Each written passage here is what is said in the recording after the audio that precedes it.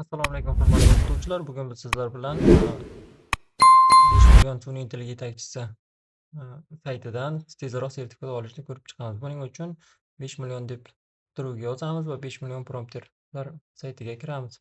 Saytga kirganimizdan so'ng biz mana shu domenli saytga kiramiz. Saytga kirganimizdan so'ng bu yerdan OneID orqali ro'yxatdan o'tishimiz mumkin. O'qituvchilarga OneID orqali ro'yxatdan o'tamiz.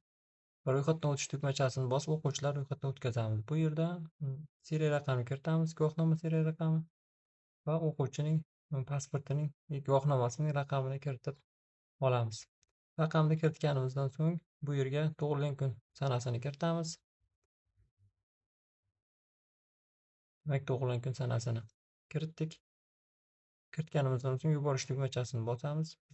Bu yerga foydalanuvchi nomini yozishimiz kerak. Foydalanuvchining nomi unikar bo'lishi kerak, ya'ni takrorlanmas bo'lishi kerak. Men bu yerga o'quvchining ismi va maktab raqami, yilini yozganman. Siz ham shu algoritm bo'yicha yoki boshqa algoritm bo'yicha, ketma-ketlik bo'yicha username yaratib olasiz. Username takrorlanmas bo'lishi uchun unga qo'shimcha belgilar ham qo'shishingiz mumkin. Xo'p, parol bitta kichik harf va raqamlardan iborat bo'lishi kerak. Men soddagina mana shunday ko'rinishda parol yaratib olaman va keyingi tugmachasini bosaman. Bosganimizdan so'ng Telegram botdan kodni olishimiz kerak. Telegram botga o'tish tugmachasini bosdim. Bu yerdan QR kodni skanerlab telefoningiz orqali ham botdan kodni olishingiz mumkin. Mana tasdiqlash kodini olish degan tugmachasini bosamiz. Telefon raqamiga yuborish so'raydi birinchi marta.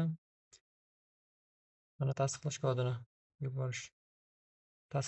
oldik. Bu yerga tasdiqlash kodini kiritamiz va yuborish tugmachasini bosamiz. Yuborish tugmachasini bosganimizdan so'ng biz mana ro'yxatdan o'tdik. Endi bu yerga boya kiritgan foydalanuvchi nomini kiritgan, ya'ni loginimizni kiritib, parolimizni kiritib olamiz. Login kiritish tugmachasini bu yerga loginni olaman. Mana va bu yerga parolni kiritdik. Tizimga kirish tugmachasini bosamiz. Mana tizimga kirganimizdan so'ng modullar mavjud. Modullar bizda 4 ta modul mavjud. Mana shu 4 ta modulni o'qib sertifikat olishimiz kerak. Videolarni 100% ko'rishimiz ham mumkin yoki hozir tezroq ko'rishni ham o'rgatib o'taman. Bu yerdan videoni ijro qilishni bosamiz. Video boshlangandan so'ng bu yerdan mana video boshlandi. Nastroykacha tugmachasi bor. Bu yerdan videoni 2x qilib tezlashtirib qo'yamiz, ya'ni tezligini va ovoz balandligini o'chirishni tavsiya qilmayman. Xo'p, demak, bu yerdan kompyuterdan ovoz balandligini o'chirib qo'ysak bo'ladi. Demak, videolarni tezroq ko'rish uchun, ko'proq sahifalarni ochish uchun mana sahifa yaratganmiz. Mana shu sahifaga kirib olasiz. Modul 1. Bu yerga kirish qismlarini har bir video sahifasini ochib chiqishimiz kerak bo'ladi. Mana kirish 2. va video ijro qilishni bosamiz. Bu videoni ham ochamiz va ijro qilishni bosamiz. Va alohida sahifalarda video ijro qilinadi.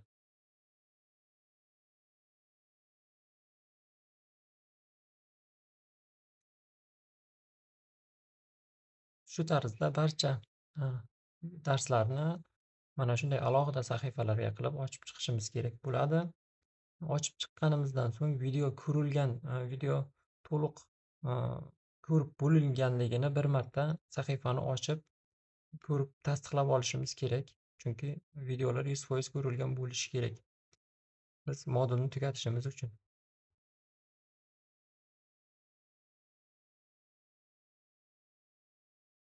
Mana videolar alohida ko'rilgandan so'ng, 100% ko'rilgandan so'ng mana videoning yonida bitishkalar qo'yiladi. Mana shunday bitishka bo'lishi kerak.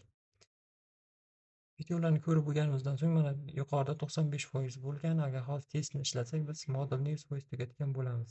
Testni ishlaymiz.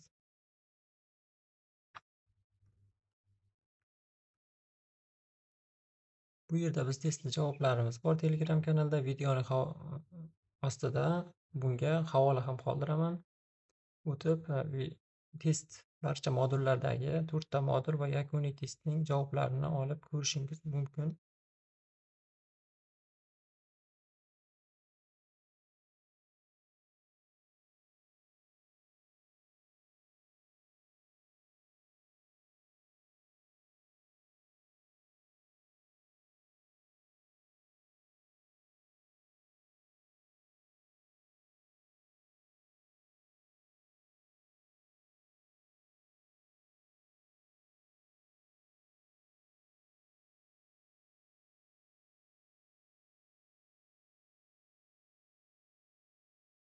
Mana biz birinchi modulni 100% tugatdik.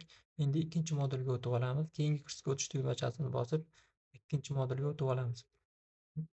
Birinchi modul kabi buni ham mana barcha modullar mavjud. Sahifadan alohida video sahifalarini ochib olib, alohida video sahifalarini ochib olamiz. Xuddi yuqoridagi kabi bu ikkinchi va uchinchi, to'rtinchi modullarni ham yuqoridagi kabi bajarib o'tamiz. Videolarni ko'rib, testlardan ham xuddi shu yuqoridagi kabi bajarishimiz kerak bo'ladi.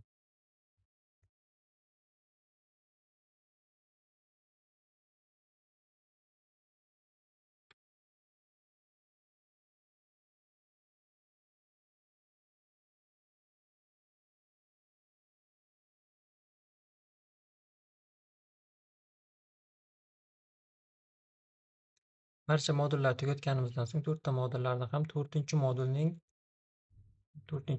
eng quyi qismida yakuniy test bor, 12 talik test. Bu testning ham javoblarini faylga biriktirganman. Video havolasidan faylga o'tib, javoblarni ham olishingiz mumkin. Bu testni ham to'g'ri javoblarni belgilab chiqamiz.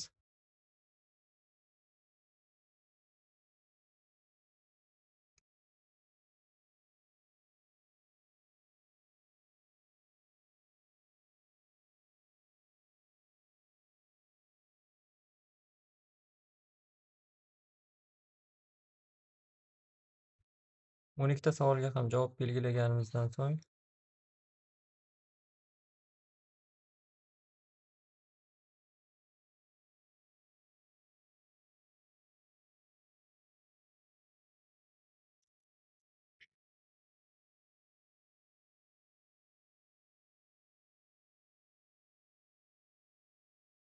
bu yerdan so'ng keyingi kursga o'tishni bosamiz va mana bizda barcha modullarni 100% tugatdik. Endi profil bo'limiga o'tib, profilni bosadigan bo'lsak, mana bu yerda 4 tadan 4 ta modulni tugatdik va 100% umumiy progress 100% bo'lishi kerak. Sertifikat chiqish uchun 100% bo'lishi kerak. Mana biz sertifikat chiqdi. Bu yerdan yuklab olish tugmachasini bosib yuklab olishimiz mumkin yoki ulash tugmachasini bosib sertifikat havolasini olishimiz mumkin. E'tiboringiz uchun rahmat. Xayr, sog' bo'ling.